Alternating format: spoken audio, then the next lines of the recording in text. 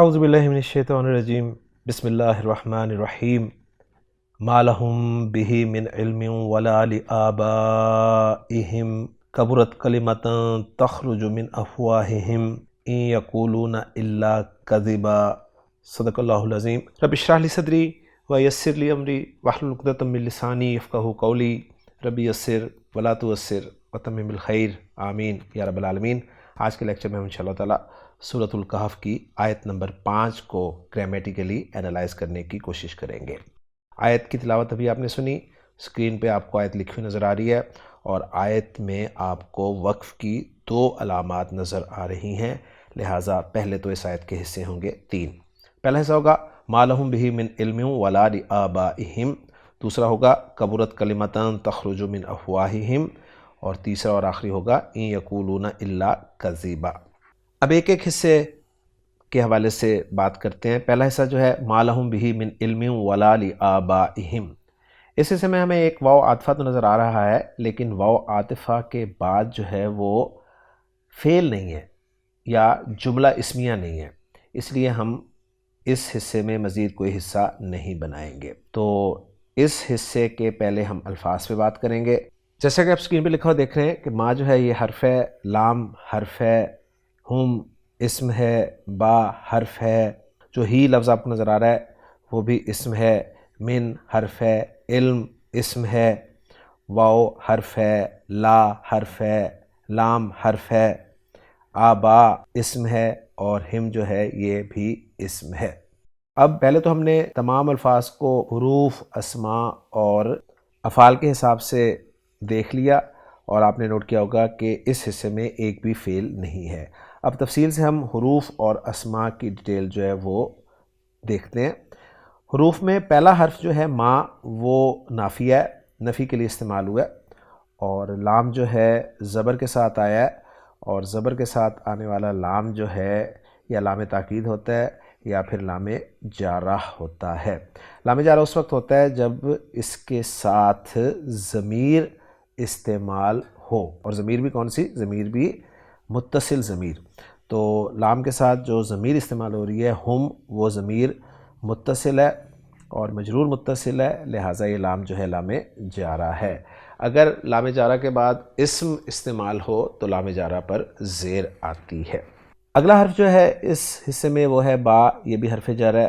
اس کے بعد اگلا حرف جو ہے وہ ہے من، اور یہ بھی حرف جر ہے، اور اس کے نیچے آپ کو لکھا نظر آ رہا ہے کہ یہ زائدہ ہے، اور زائدہ حروف جو ہیں ان کا مقصد تاکید ہوتا ہے، یعنی یہ تاکید کے لیے آتے ہیں۔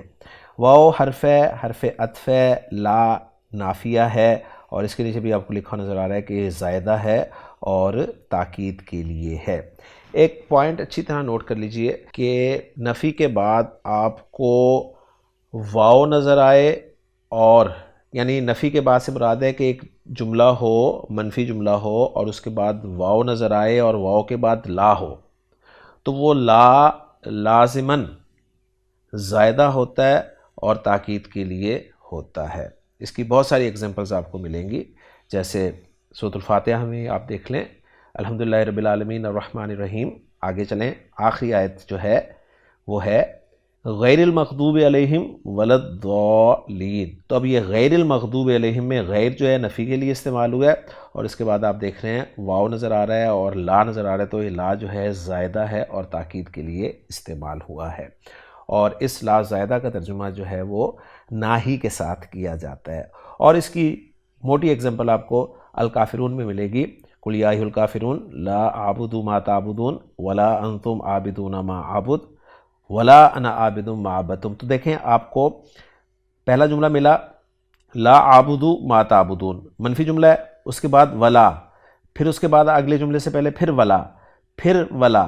تو یہ جو ولا ولا ولا کی تکرار آپ کو مل رہی ہے، اس میں لا جو ہے یہ نافیہ زائدہ ہے اور تاکید کے لیے استعمال ہوا ہے، اور ترجمہ کرتے ہوئے ناہی جو ہے وہ استعمال کیا جاتا ہے۔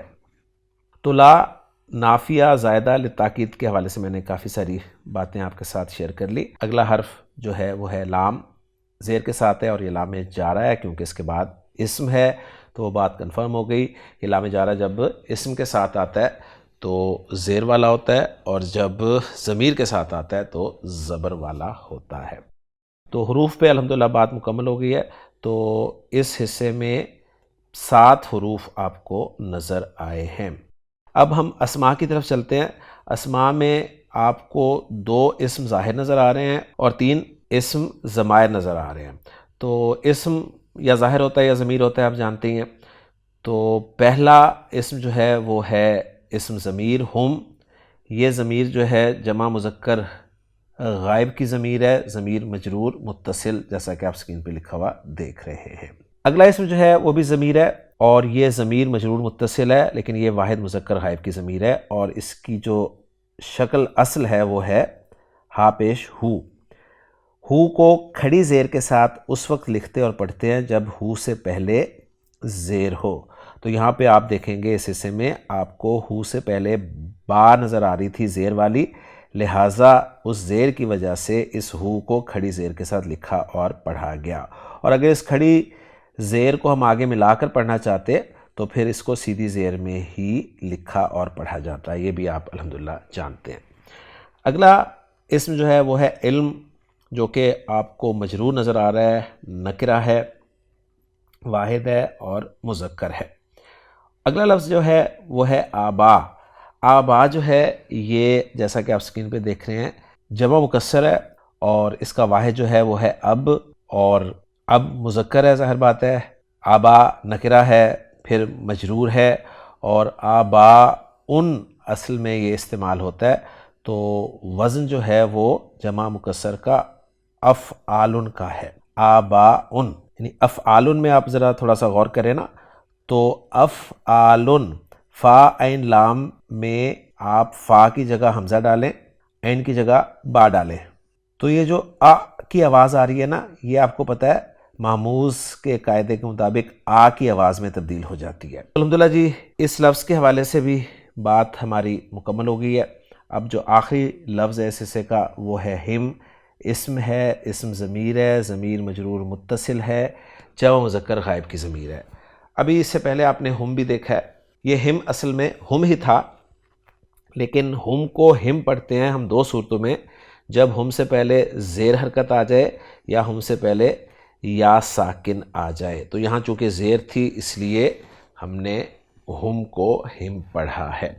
تو الحمدللہ جی، اس حصے میں جو کلمات استعمال ہوئے تھے، کلمہ کی 3 اقسام اسم، فعل اور حرف میں سے حروف اور اسماء کے طور پہ، وہ ہم نے تفصیل سے دیکھ لی ہیں۔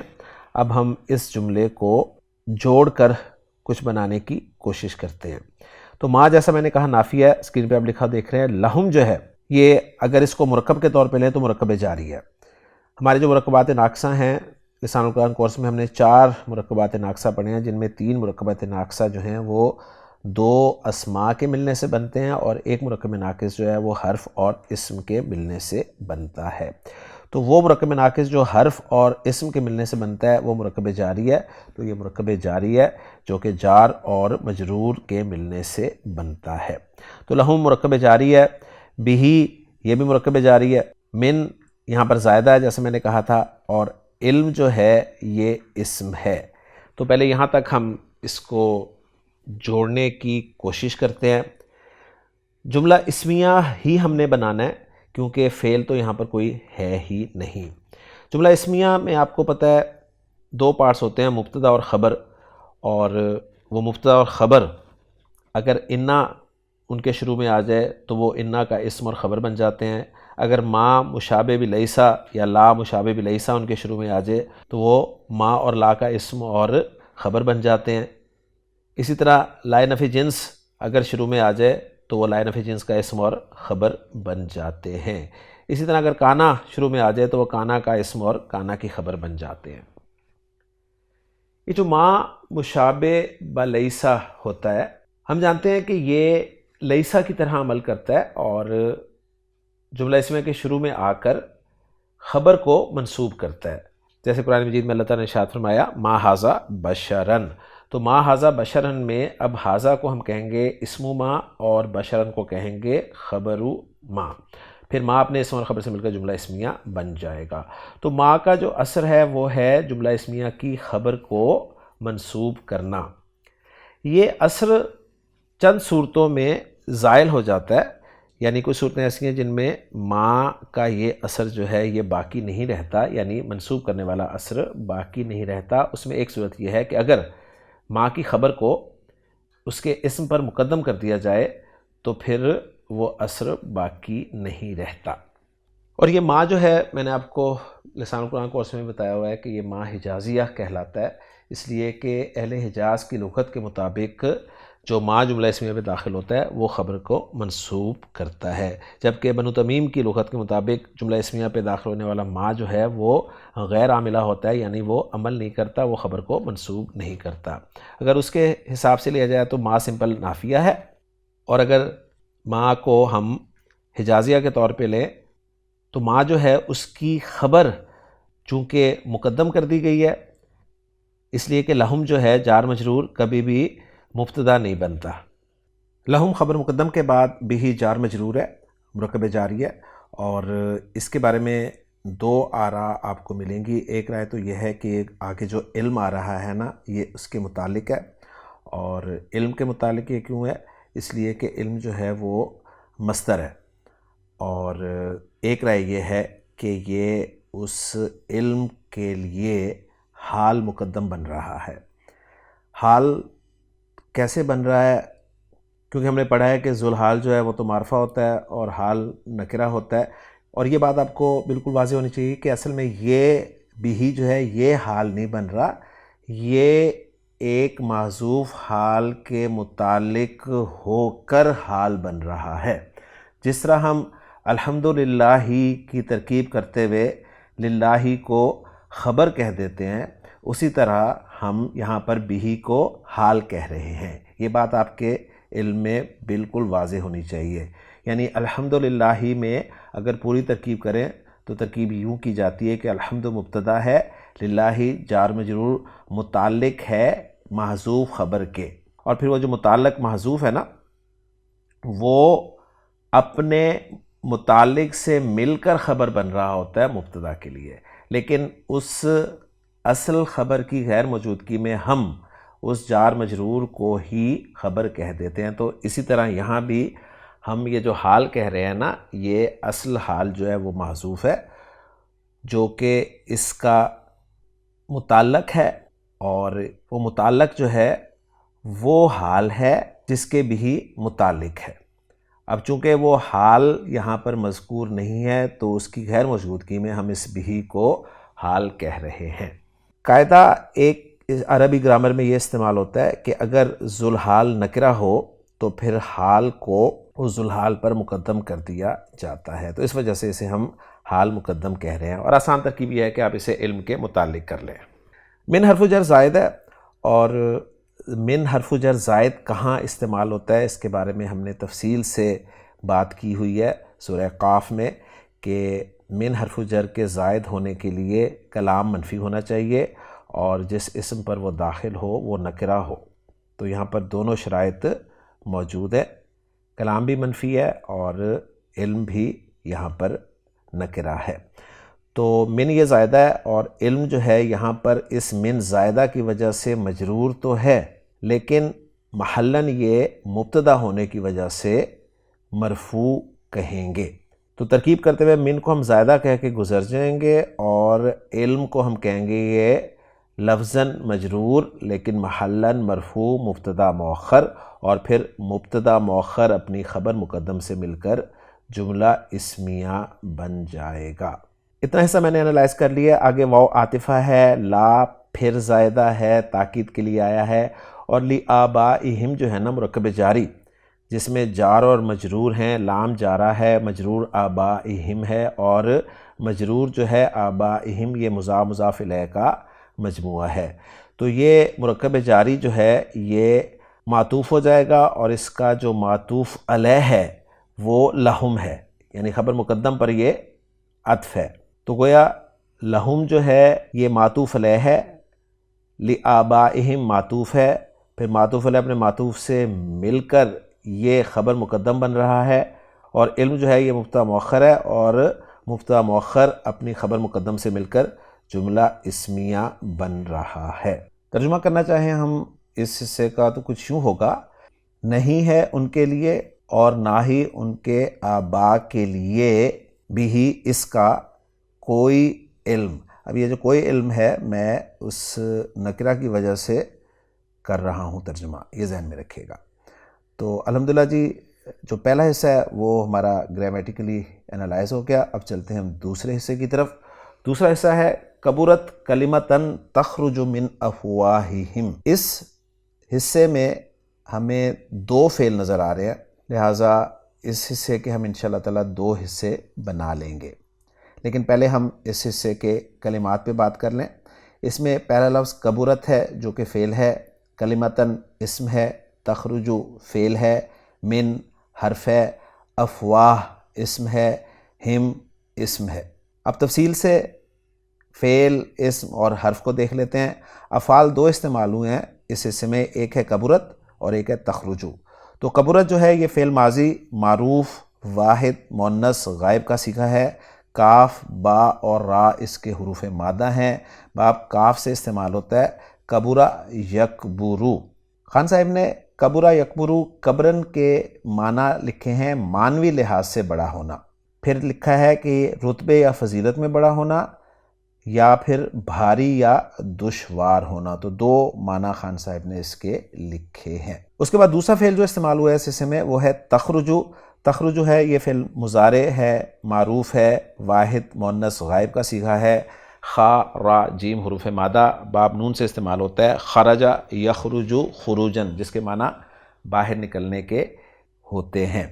تو افعال میں نے آپ کے ساتھ ڈسکس کر دیے۔ اب اسماء کی طرف آتے ہیں۔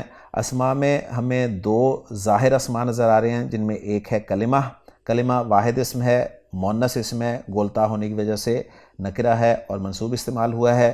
اور دوسرا لفظ افواہ آپ دیکھ رہے ہیں۔ افواہ جو ہے یہ جمع کا لفظ ہے اور اس کا واحد جو ہے یا تو فم ہے یا فو، یعنی فم یا فو منہ کو کہتے ہیں اور دونوں طرح سے استعمال ہوتا ہے۔ یہ فم اگر استعمال کریں تو فمن، فمن، فمن، اور اگر فو کے طور پہ استعمال کریں تو فو، فا اور فی، یہ اس کا اعراب آتا ہے۔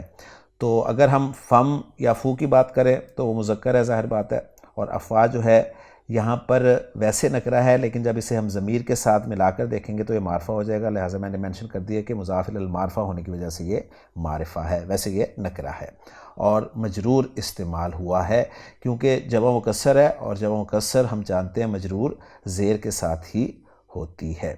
اس کے بعد 3 اسماء آپ کو نظر آ رہے ہیں مزید جو کہ ضمائر ہیں، جن میں ایک ضمیر جو ہے ضمیر مجرور متصل جمع مذکر غائب کی ہے جو کہ ہم ہے، اور یہ ہم ہی ہے جو ہم کس وجہ سے آئی ہے، پیچھے زیر کی وجہ سے۔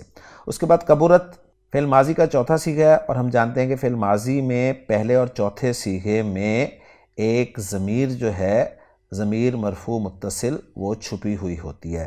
تو یہاں پر ہیا ضمیر ہے جو کہ ضمیر مستتر ہے، مرفوع متصل واحد مؤنث غائب کی ضمیر ہے، اور تخرجو فعل مضارع کا یہ صیغہ ہے تو یہ بھی ضمیر مستتر ہے، مرفوع متصل واحد مؤنث غائب کی۔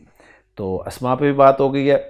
اب حروف کی طرف چلیں تو ایک ہی حرف اس حصے میں استعمال ہوا ہے جو کہ من ہے، اور وہ من حرف جر ہے۔ اب اسے کے 2 حصے بنا کر ہم ان کو جوڑنے کی کوشش کرتے ہیں۔ پہلا حصہ ہے کبرت کلمتن۔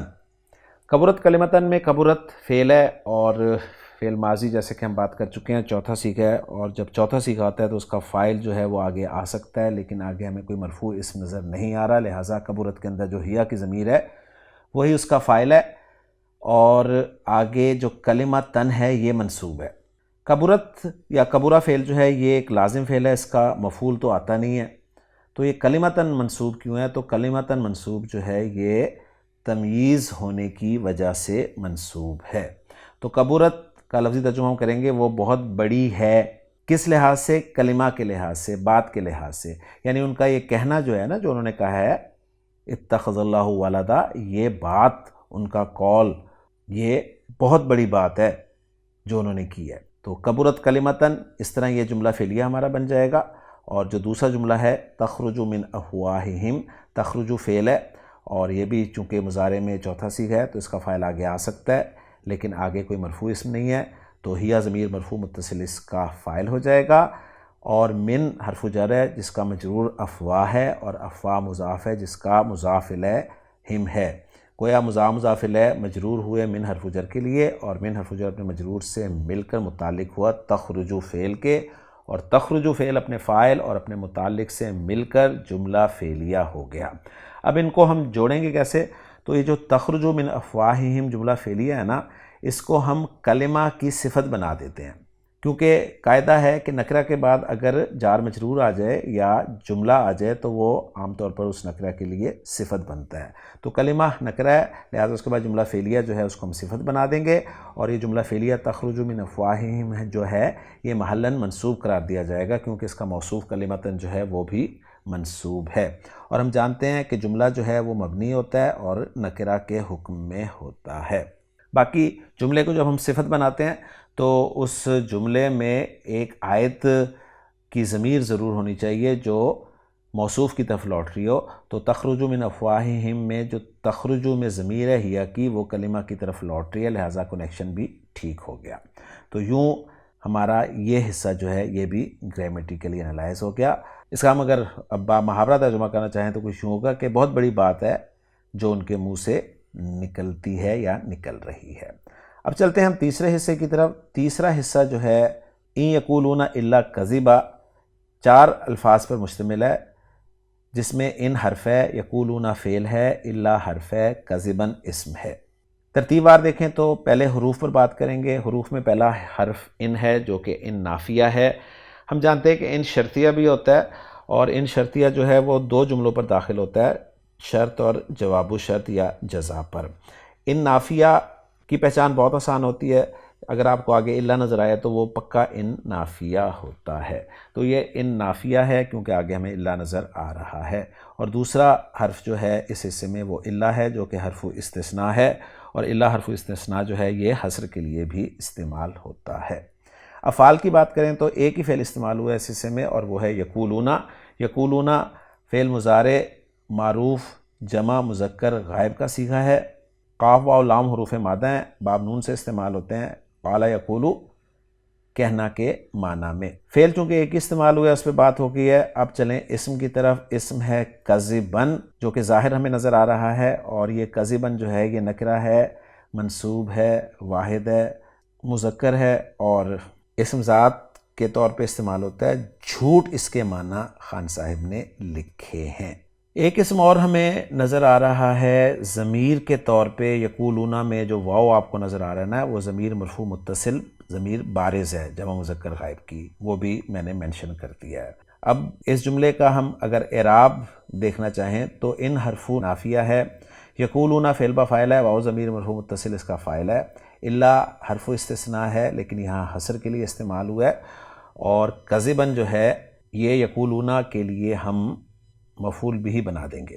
قال یقولو کا جو مقولہ ہوتا ہے نا وہ جملہ ہوتا ہے اکثر، لیکن وہ مفرد بھی آ جاتا ہے، یہ بھی ذہن میں رکھیے گا، اور باقی اس کے بارے میں کوئی اور رائے ہوگی تو وہ بھی میں انشاءاللہ تعالیٰ آپ کے ساتھ شیئر کر لوں گا۔ تو حرف نفی اور الا کا جو کمبینیشن ہوتا ہے نا، یہ ہم نے آپ کو یاد ہوگا لسان القرآن کورس میں پڑھا ہے کہ یہ حصر کے لیے استعمال ہوتا ہے۔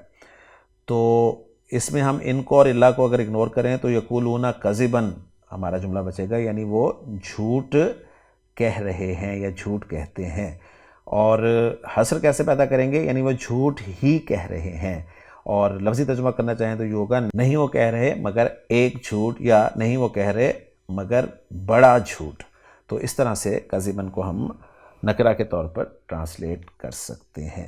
تو الحمدللہ جی میں نے آپ کے سامنے ورکنگ جو ہے وہ مکمل کر دی ہے۔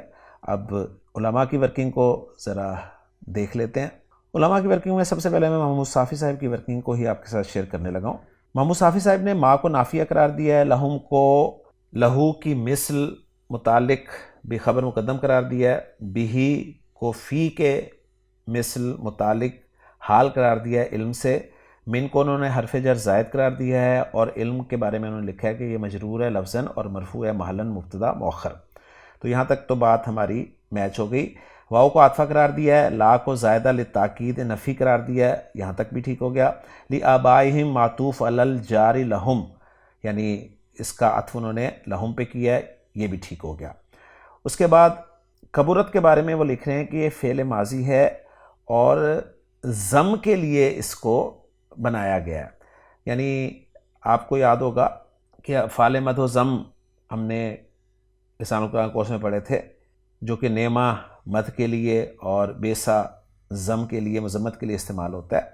تو انہوں نے کہا ہے کہ کبرت جو ہے یہاں پر اس طور پہ استعمال ہوا ہے، اور تا جو علامت تانیث ہے، فاعل ضمیر مستتر وجوباً تقدیرہ ہوا ہے، اور کلمہ جو ہے یہ تمییز ہے اس فاعل کی ضمیر سے، اس لیے یہ منصوب ہے. تو انہوں نے ذرا اس طرح سے اس ترکیب کو کر دیا، لیکن ہماری ترکیب آسان تھی، وہ بھی چلے گی انشاءاللہ تعالی.